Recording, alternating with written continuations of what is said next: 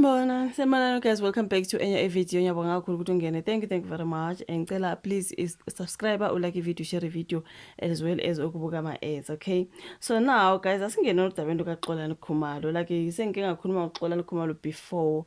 He is a presenter yohlelo lapha na kuMoja Love ekuthiwa ke isizokuthola laba dila khona ilabo ngalabo bhoti beyidakamizwa intonton, right?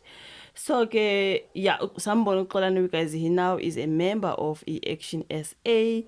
Angazi ukuthi uyikhansela nabo uyikhansela something like that, Action SA yasekuruleni into ekanjalo. Ngabona usengene kweze politics into ekanjalo guys, but ungilomuntu othanda ukulwisana neyidakamizwa and all those things, okay? Siyamazi kakhulu mangabe uyabuka uMoja Love channel 157.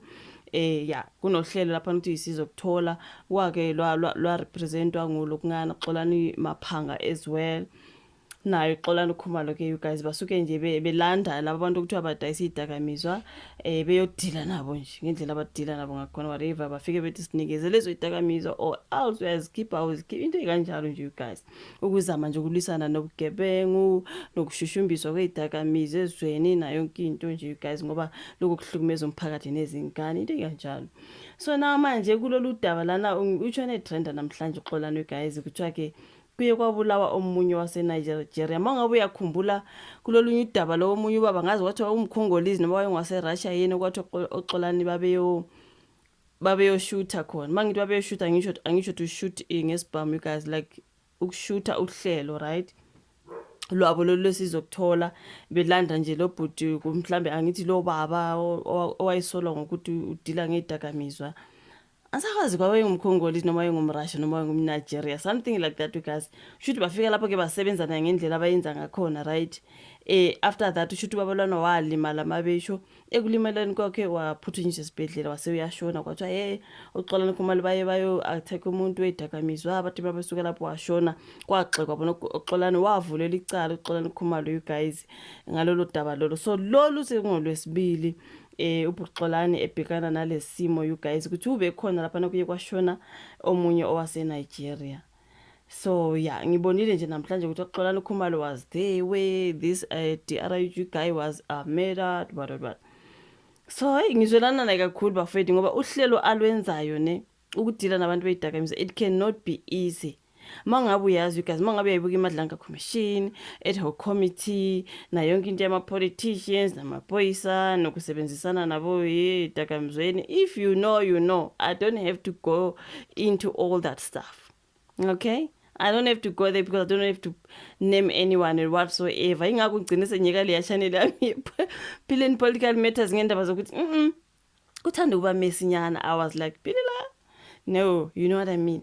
So yeah man, so if you watch uzobona ukuthi angithi banokusebenza ubani usebenza nobani manje iphoyisa la sebenza politician and what neyidakamisa. So angeke uXolani engabe senkingeni bafethu. That's all I'm saying.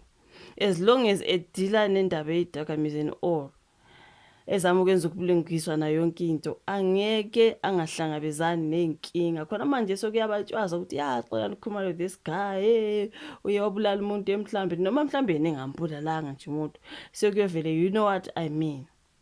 And uyakwazi ukuthi labana bazoma nabo bani, right? Obviously vele manje bazoqala bemvulela icala futhi uphuwa Xolani guys usevulela ama case angazi like ngangishilo before ngathi lolu hlelo lwasizokuthola luzohlala njalo lubafaka enkingeni noma lona beluhlelo olu right belukuluhlelo olu right ukuzama ukulwisa nedakamizwa. Inkinga ke manje ngoba phela obviously yazi nama politicians and amaphoyisa phakathi bazoma nalaba ya uXolani kube yibo abanjani ababa senkingeni. Indlela mina ngiyibona ngakhona isho yona ayikho wrong, ukulwisana nedakamizwa akukho wrong, kodwa ke if you know you know. Kuyasho ukuthi igama lekhansela le-Action SA kukhulunywa ngoXolani lapho you guys ukuthi uyathinteka esigamekweni sokubulawa kwaseNigeria kwebesolwa ngokushushumbisa eyidakamizwa kuthiwa indawo kuseWindsor eGoli. So isizokuthola you guys, we all know sengishilo ukuthi ihlelo lakaMoja Love oluchaya ke abadayisa idakamizwa, right? So Action SA kuqinisekisile angithi siyazi ukuthi useyimember yalapha estatementeni sayo ukuthi uKhumalo obheke ukuvotela njengemayor yasekuruleni okhethweni lo hulumeni basekhaya ube khona ngesikhathi kwenzeka lesi sigameko Iqembu lithi lona sekuyisikhathi eside amaqembu ezidakamizwa ehlukumeza umphakathi ngodlame ukusabisa yonke into you guys ngokungayihloniphi futhi imithetho. So i-action eseyiyona kuthiwa izoqhubeka nokweseka yonke imizamo esemthethweni yokuhlakaza lokhu futhi ibhekane ngqo nezigebengu ezigolozayo hayi angazi esezikhululeke zase zacabanga ukuthi azithinteki. Ithe ngokwezinhlelo zayo zokulungisa ezinamaphuzu awu-10 ekuruleni ukuphepha nokuqiniswa komthetho kuseqhulwini. So kuthiwa-ke amaphoyisa aphenya-ke icala lokubulala ngalesi sigameko. Like I'm telling you ukuthi uzozwe sekuthiwa bavulela i-case. Kuthiwa baphenya icala lokubulala amaphoyisa.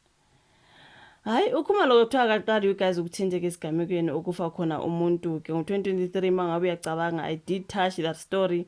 Bathwesa icala lokubulala wayesolwa ngokushushumbisa idakamizwa uRobert Vare Katlehong. Angazi wayengumRussia noma wayengumkhongoli into eyikanjalo nje. So icala-ke uKhumalo ayesola ngalo laphana lahoxiswa-ke enkantolo yesifunda ePalm Ridge ngonyaka odlule. Manje sekuyileli-ke sokuyewashona umuntu lapha. So angazi you guys. Pho xolani you guys. Ukubona like mawuzama ukwenza into eright zivela izinto zibe wrong. So I do not know.